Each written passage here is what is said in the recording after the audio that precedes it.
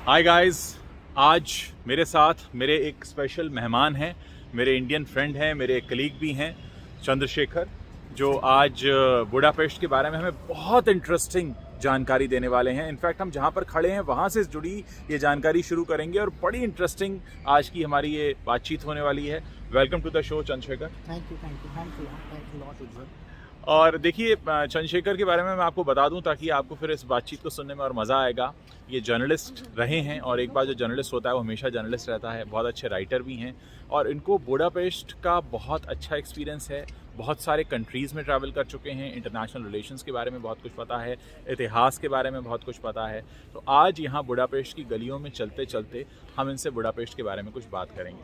तो चंद्रशेखर, मुझे याद है कि आप अभी थोड़ी देर पहले इस जगह का भी जिक्र कर रहे थे कि ये जगह भी बड़ी ख़ास है। देखिए उज्जवल, अब ना इस समय हम सेमलवेस यूनिवर्सिटी है, ये यहाँ का सबसे प्रेस्टिजियस मेडिकल स्कूल माना जाता है। हाँ। हम यहाँ पे हैं। तो जो इग्नास सेमलवेस थे वो एक डॉक्टर थे जिन्होंने पहली बार बताया कि हाथ धोने का क्या महत्व है। मतलब he is called the saviour of mothers. उन्होंने एंटीसेप्टिक्स पे बहुत रिसर्च की। आज कोविड के टाइम पे हम हाथ धोना कितना इम्पोर्टेंट है, इस बारे में हम फिर दोबारा से मतलब उसको यूज़ कर रहे हैं, हाथ धोना। हाँ, उसको इसकी इम्पोर्टेंस हम जान रहे हैं। तो चलिए चलते चलते हम वो जगह भी दिखा देते हैं जहाँ ये नाम लिखा हुआ है, ताकि हम ये बता सकें कि बुडापेस्ट की जो एक इम्पोर्टेंस रही है वो बहुत अलग तरह से रही है। हम ये तो जानते ही हैं कि नोबेल पुरस्कार पाने वाले करीब 12 लोग यहाँ से इस देश से मिले हैं। इसके अलावा बेसिकली क्या है, अगर हम ओलंपिक्स की बात करें, टोक्यो ओलंपिक्स में हंगेरी ने 20 मेडल जीते हैं, इंडिया ने 7 जीते हैं। और इंडिया का रैंक 40th रहा, हंगेरी का रैंक 15वां रहा। तो इस देश की आबादी 1 करोड़ से भी कम है, लेकिन हम कहेंगे ओलंपिक्स में इसका परफॉर्मेंस की अगर हम बात करते हैं और साइंस एंड टेक्नोलॉजी में बात करते हैं तो मतलब वो बहुत कंसीडरेबल है। बिल्कुल। तो ये मैं दिखा रहा हूँ, वो नाम लिखा हुआ है। हम शायद पीछे से देख रहे हैं तो सही से समझ में नहीं आएगा, तो चलिए हम आगे से भी दिखाते हैं। आज चंद्रशेखर, आपके साथ इस तरह घूमना एक अच्छा एक्सपीरियंस है हमारे लिए। मैं दिखाना चाहूँगा, हमारे पीछे वो नाम आएगा तो जहाँ से हमने हाथ धोने की इम्पोर्टेंस को समझा, जिन्होंने हमें बताया, इग्नास सेमलवेस। सो मैं चाहूँगा चंद्रशेखर, आप ये बताइए कि इंडियंस के बारे में हंगेरी की क्या सोच है और किस तरह की पहचान हमारा देश यहाँ पे रखता है, और क्या इंडिया की इम्पोर्टेंस रही है हंगेरी में? देखिए बेसिकली क्या है, हंगेरी जो है बहुत ही छोटा मध्य यूरोप का देश है और आबादी 1 करोड़ से भी कम है। यहाँ की आबादी लगातार घट रही है और इंडिया और हंगेरी के बहुत अच्छे रिलेशंस रहे हैं। अच्छा। एक चीज़ जो है, जैसे इंडियन एम्बेसी जो है यहाँ पे उनका जो कल्चरल सेंटर है, ऐसे ही हंगेरियन एम्बेसी का भी कल्चरल सेंटर है दिल्ली में। तो दोनों कंट्रीज़ के बीच में कल्चरल रिलेशंस बहुत पुराने रहे हैं। अगर हम बात करते हैं, जो सबसे पहले टिबेटियन टू इंग्लिश डिक्शनरी थी वो एक हंगेरियन ने ट्रांसलेट की, जिनकी मृत्यु 1842 में दार्जिलिंग में हुई। तो इनफैक्ट अब वो ऑल द वे हंगेरी से, जो भारत से तकरीबन 5,500 किलोमीटर दूर है, घोड़े पे तिब्बत पहुँचे और उन्होंने बहुत रिसर्च की। और इनफैक्ट जो Tibet first Tibetan to English dictionary है वो एक हंगेरियन ने लिखी है। तो ये बहुत इंटरेस्टिंग है। आप इमेजिन करिए 1842 में, मतलब आए तो बहुत पहले थे, तो 1800 करीब वो कैसे घोड़े पे 5,500 किलोमीटर की यात्रा करके आए होंगे। तो हिस्टोरिकल सिग्निफिकेंस है दोनों कंट्रीज़ के रिलेशंस के बारे में। और इनफैक्ट अगर हम बात करें, अब उज्जवल आप तो मतलब बॉलीवुड पे एक्सपर्ट हैं, बहुत हिंदी फिल्मों की शूटिंग हुई है। अब जैसे अगर हम पिछले कुछ दशकों की बात करें, हम दिल दे चुके सनम, इनफैक्ट आपकी और मेरी बात हो रही तो आप बता रहे थे कि उसमें हमेशा ये बताया गया कि इटली है। हाँ, दूसरा कंट्री बताया गया, जबकि शूट यहाँ पे किया गया। शूट बुडापेस्ट में हुआ था। और ऐसी ही एक और चीज़ है, अगर हम प्रोमिनेंट इंडियन हंगेरियन की बात करें तो हमारे दिमाग में आता है अमृता शेरगिल जी। खासकर ऐसे लोग जो दिल्ली से हैं। अमृता शेरगिल मार्ग दिल्ली के सबसे एक्सपेंसिव रेजिडेंशियल एरियाज में से एक है। लेकिन बहुत कम लोग जानते हैं कि अमृता शेरगिल का जन्म बुडापेस्ट में हुआ था। अच्छा। और उनकी जो मदर थी वो हंगेरियन थी और फादर सिख थे। तो अब मतलब उनकी बहुत सारी पेंटिंग्स आज भी national gallery of modern art Delhi में मौजूद है। और जो यहाँ पे भारतीय कल्चरल सेंटर है उसका नाम अमृता शेरगिल के नाम पे है। तो उनको सबसे prominent, she was a painter, she died very young. और मुझे एक ये भी याद है कि आप 1956 में जो यहाँ रेवोल्यूशन हुआ था उसके बारे में भी आप बता रहे थे कि इंडिया का एक कंट्रीब्यूशन रहा है उसमें। तो देखिए, आज 22 अक्टूबर है और कल 23 अक्टूबर है। तो 23 अक्टूबर यहाँ पे एज अ रेवोल्यूशन डे मनाया जाता है।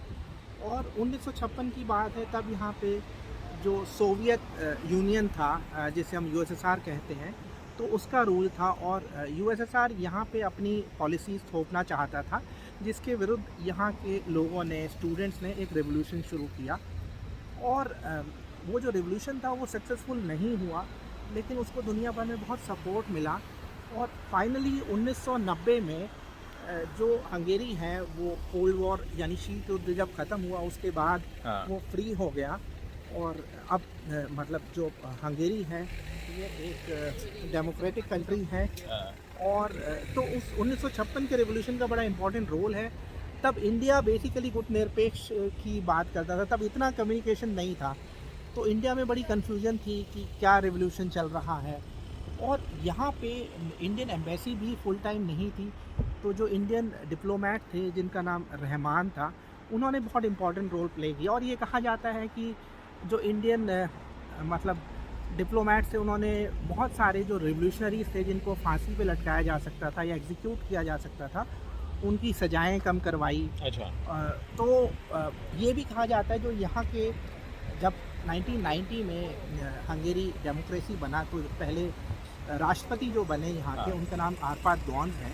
तो कहा जाता है उनको सेव करने में, मतलब उनकी मृत्यु की सज़ा को लीनियंसी करवाने में रहमान का रोल था, जो इंडियन डिप्लोमेट थे बुडापेस्ट में 1956 में। ओके।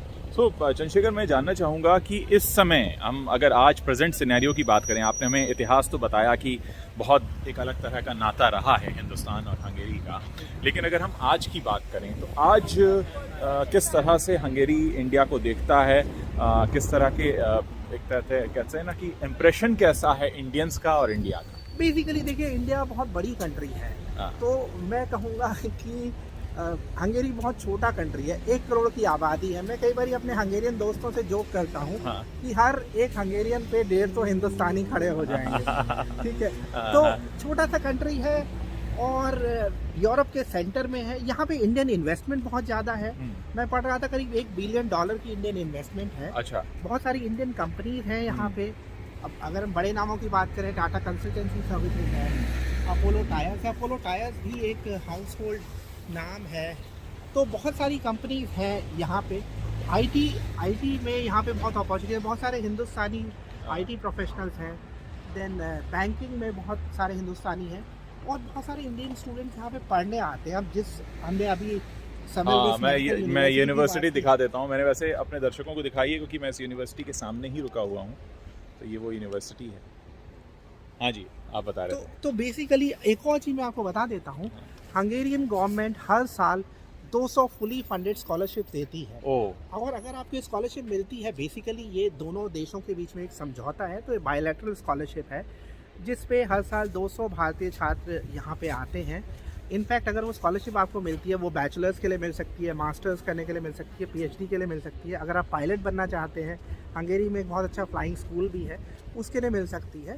तो बेसिकली पढ़ने के लिए बहुत अच्छी जगह है। मुझे लगता है कि चंद्रशेखर, आपने जो इन्फॉर्मेशन दी है, बहुत कम भारतीय इस बात को जानते हैं कि इस तरह की स्कॉलरशिप फुली फंडेड मिलती है। और आई एम श्योर आपने कुछ ऐसे स्टूडेंट्स के साथ डील किया होगा, क्योंकि आप बहुत सारे इंडियंस को यहाँ लाने में बहुत आपने अहम रोल प्ले किया है। तो किस तरह का आपका एक्सपीरियंस है उनके बारे में? देखिए, मैंने आपको बताया कि यहाँ पे बहुत सारे इंडियन स्टूडेंट्स आ रहे हैं और वो इंजीनियरिंग पढ़ने के लिए आ रहे हैं, मेडिसिन पढ़ने के लिए आ रहे हैं। और अगर आपको बाई चांस स्कॉलरशिप नहीं भी मिलती, क्योंकि स्कॉलरशिप बहुत कंपेटिटिव है, लेकिन यहाँ पे आप अच्छे मतलब रीजनेबल रेट्स पे अपनी पढ़ाई कर सकते हैं। ओके।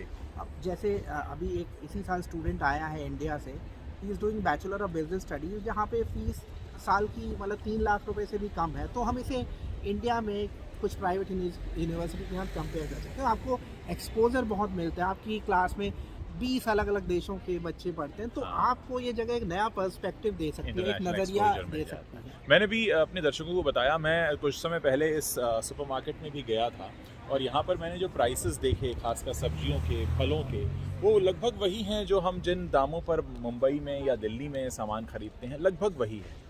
हाँ, तो कॉस्ट इफेक्टिव तो है, क्योंकि हम मुझे लगता है कि उतना महंगा नहीं है। जो यूरोप के बारे में हमेशा एक हवा होता है, यूरोप एक तो इनकी जो करेंसी है वो काफ़ी इंटरेस्टिंग है। हाँ। 1 रुपए के 4 फॉरेंट हैं। हाँ, अब वही बेसिकली देखिए ऐसा है, मैं यहाँ पे सन 2016 में आया और उसके बाद कुछ साल यहाँ पे रहा भी, तो मुझे बड़ी अफोर्डेबल लगती है। खासकर अगर आप भारत के किसी बड़े शहर से आते हैं तो ये जगह आपको अफोर्डेबल लगेगी। खासकर बाहर खाना, मुझे खाने का बड़ा शौक है।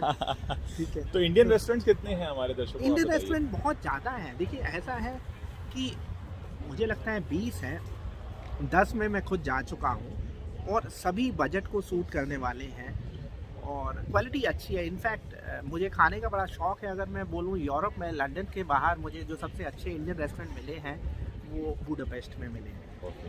तो चंद्रशेखर, मैं आपसे ये भी जानना चाहूँगा कि बुडापेस्ट के बारे में आपने काफ़ी जानकारी दी। बुडापेस्ट के बाहर और क्या है हंगेरी में जो इंडियंस को अट्रैक्ट कर सकता है, चाहे वो एक एजुकेशन के लिए हो या टूरिज्म के लिए हो या शायद कभी बसने के लिए हो? देखिए बेसिकली यहाँ पे क्या है, स्पास बहुत है। यहाँ पे जो वाटर है, स्पा में जो वाटर है, मतलब उसकी मेडिसिनल क्वालिटीज़ मानी जाती हैं। बात यहाँ के बहुत हाँ, फेमस यहाँ है। के बाथ बहुत फेमस है और इसके अलावा यहाँ पे मेडिकल स्कूल्स बहुत अच्छे हैं, यूनिवर्सिटीज़ कुछ अच्छी हैं। अभी 2 दिन पहले मैं यूनिवर्सिटी ऑफ डेब्रेसन गया था, जो यहाँ का दूसरा सबसे बड़ा शहर है डेब्रेसन। हाँ। तो वहाँ का मेडिकल स्कूल बहुत अच्छा है। हाँ। और मैं एक फैमिली से मिल रहा था जो भारतीय हैं, जो कुवैत में रहते हैं, तो उनकी बेटी यहाँ पे पढ़ रही है। हाँ, हाँ। ऐसे ही डेब्रेसन में बहुत अच्छा फ्लाइंग स्कूल है, तो अगर आप पायलट बनना चाहते हैं तो ऑप्शन है। तो बहुत सारी जगह है यहाँ पे और इनफैक्ट सेंटर में है यूरोप हाँ। के, तो हाँ। मतलब आप यहाँ से कहीं से भी जा सकते हैं। आप यहाँ से लंदन 2.5 घंटे में पहुँच सकते हैं। हाँ, मतलब इसकी लोकेशन मैंने देखा कि काफ़ी अच्छी। आप 2 घंटे में किसी भी यूरोपियन हाँ। कंट्री तक पहुँच सकते हैं। हाँ, हाँ। और बेसिकली क्या है कि बिल्कुल मध्य में है यूरोप के, तो ट्रैवल करना आसान है। हाँ। और बुडापेस्ट अपने आप में बहुत खूबसूरत शहर है और बहुत हिस्टोरिकल भी है। एक अपना एक्सपीरियंस चंद्रशेखर मैं आपको बताऊंगा कि जब हम इंडिया में कहते हैं कि हम बुडापेस्ट जा रहे हैं तो लोगों का एक रिएक्शन होता है, अच्छा ये कहाँ है, मतलब क्योंकि शायद उतना पॉपुलर नहीं रहा है लोगों के बीच, चाहे किसी भी कारण से।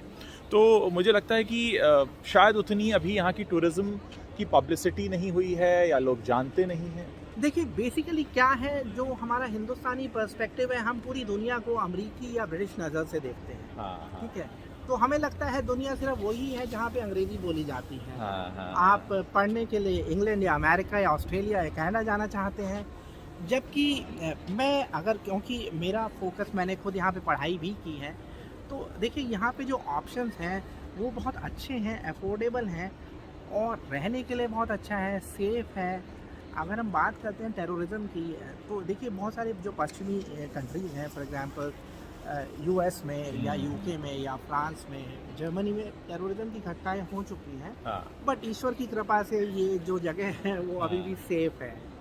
तो चंद्रशेखर, आपने बहुत सारी हमें इंटरेस्टिंग इन्फॉर्मेशन हमारे साथ शेयर की हैं और अभी मैं कुछ दिन और बुडापेस्ट में हूँ, कुछ समय और मैं बिताऊंगा चंद्रशेखर के साथ। अगर इस मुलाकात में कुछ बातें रह गई होंगी तो हम एक इंटरव्यू आपके साथ फिर से करना चाहेंगे। और अगर आप जाते जाते कुछ कहना चाहें अपनी तरफ से। Thank you Ujjwal, thank you, thanks a lot, thank you, thank you. तो चंद्रशेखर ने बहुत अच्छे से हमें बताया, अच्छे से समझाया कि जो अगर एजुकेशन के लिए आना चाहते हैं वो आ सकते हैं, टूरिज़्म के लिए आना चाहते हैं वो भी आ सकते हैं। और एक जो सबसे अच्छी बात इन्होंने कही वो मुझे ये लगी कि सिर्फ अंग्रेज़ी बोलने वाले कंट्रीज़ ही नहीं हैं, कुछ ऐसे कंट्रीज़ भी हैं जहाँ अंग्रेज़ी नहीं बोली जाती लेकिन वो भी काफ़ी डेवलप्ड हैं और आपके लिए काफ़ी कुछ है वहाँ पर सीखने के लिए। तो बुडापेस्ट से मेरी ये रिपोर्टिंग चलती रहेगी। दोनों चैनल्स आप देखते रहिए, यूटी रील्स भी और उज्जवल त्रिवेदी भी। और आई एम श्योर कि बुडापेस्ट के बारे में और हंगेरी के बारे में जानकर आपको इतनी सारी इंटरेस्टिंग इन्फॉर्मेशन जानकर बहुत अच्छा लगा होगा। Thank you.